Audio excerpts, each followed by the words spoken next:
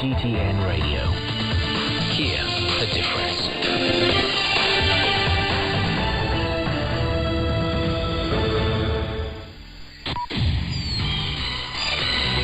Now the news. I'm Shane Bigham. Shanghai started its second phase of closed-off management. The city reported 358 new local COVID-19 cases and more than 4,000 asymptomatic carriers on Thursday. Restrictions affect residents who live west of the Huangpu River. Wu Bin lives in the closed-off area and describes the situation there. My home is just next to a major road, so this morning, basically not a single car can be seen. Only those providing essential services and emergency vehicles are allowed to move. And a total of 2 rounds of mass testing will be done during the 4 days. And I just finished my first round this morning. It's quite organized and just takes about 10 minutes.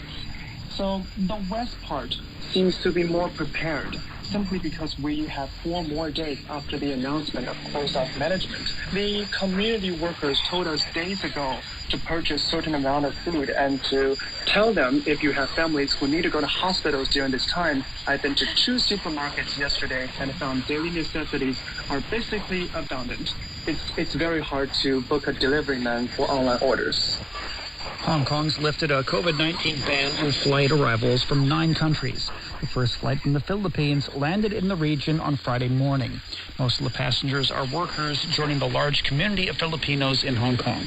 Flights from other countries, including the UK, the US, Australia, France, and India, that were previously banned from flying directly into Hong Kong are also allowed to resume. Quarantines being shortened to potentially just 7 days if travelers repeatedly test negative for COVID-19.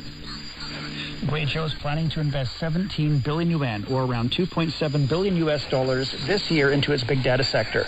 The move is part of the province's efforts to solidify its position as China's big data hub. It'll implement more than 100 key projects and build 25,000 5G base stations this year. Guizhou is China's first national big data comprehensive pilot zone. It's attracted heavyweight enterprises and world-famous research institutions seeking to establish big data centers and regional headquarters. Russian President Vladimir Putin's demanding foreign buyers pay for Russian gas in rubles starting from Friday or else have their supplies cut. He signed a decree on natural gas trade with what Moscow calls unfriendly countries and regions, vowing to halt existing contracts if these buyers refuse to pay in rubles.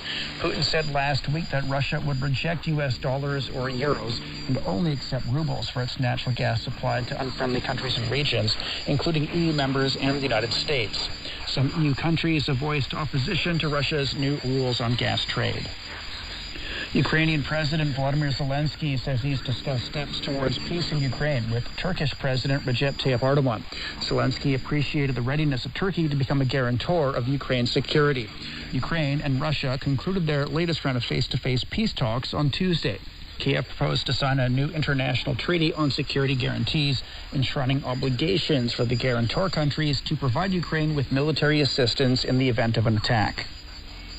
The International Atomic Energy Agency says Ukraine has told them the Russian forces that have been in control of the Chernobyl nuclear power plant are leaving the facility. The IAEA says it's transferred control of the plant to Ukrainian personnel. The agency says it's in close consultations with Ukrainian authorities on sending a support mission to Chernobyl.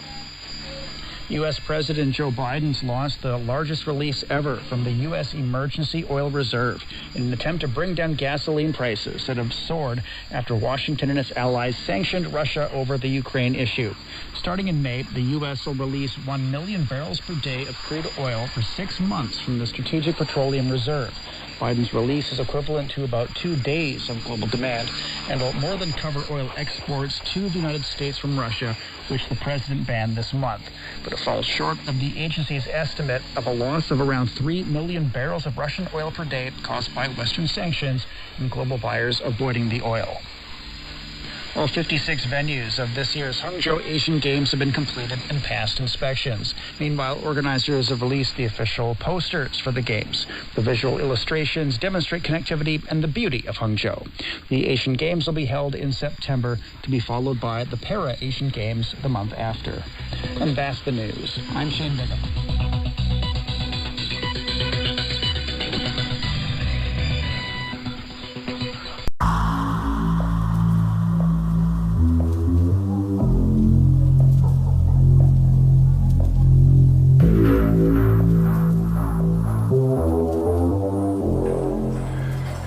don't know what you're messing with. Why in the hell don't you leave it alone?